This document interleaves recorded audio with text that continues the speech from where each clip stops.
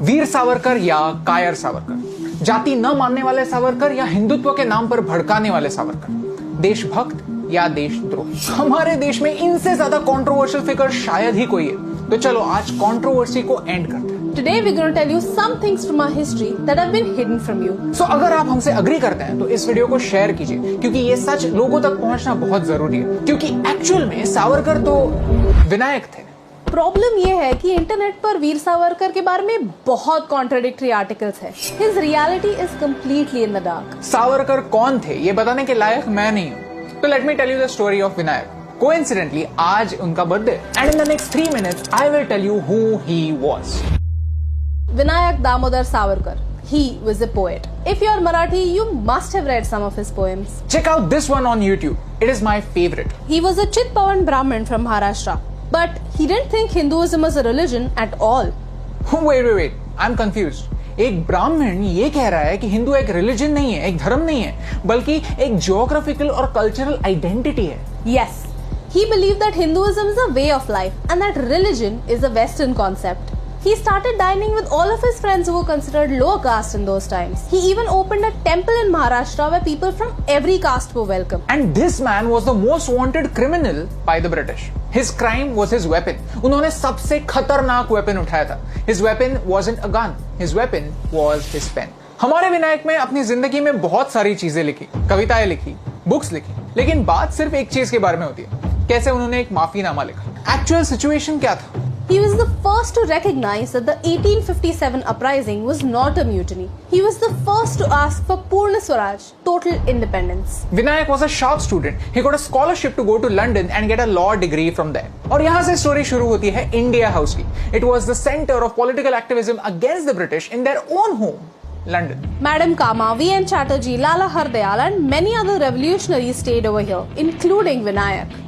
यहाँ पर ये सारे क्रांतिकारी इटालियन आयरिश क्रांतिकारियों से इंस्पिरेशन लेते थे, उनको स्टडी करते थे, उनसे सीखते थे। The British were always scared of the 1857 uprising because they knew that if the armed forces revolted again, they would not be able to win. Vinayak realized that the British were trying to hide facts from the public. He wrote the book The Indian War of Independence 1857. ये book आगे जाकर हर क्रांतिकारी की guide book बनी, including Bhagat Singh, Chandrashekhar Azad and even Subhash Chandra Bose. He was supplying guns to Indian revolutionaries, and when Madan Lal Dhingra shot Curzon Wiley, Vinayak was arrested. This is the same person जिन्हें British सरकार ने उनकी हिस्ट्री में सबसे ब्रूटल सजा दी थी, 2 life sentences of 25 years back to back in Andaman's cellular jail. Life in cellular jail was nothing short of living hell. His term started with 6 months of solitary confinement. You can't talk to anyone, but you can only look at other prisoners being hung to death. During the day, the prisoners would have to extract coconut and mustard oil using a machine like this. Her prisoner का एक daily Kota होता था, अगर वो Kota complete नहीं हुआ तो एक पनिशमेंट मिलती। And you know the worst part, jail में भी रिलीजियस डिस्क्रिमिनेशन होता था।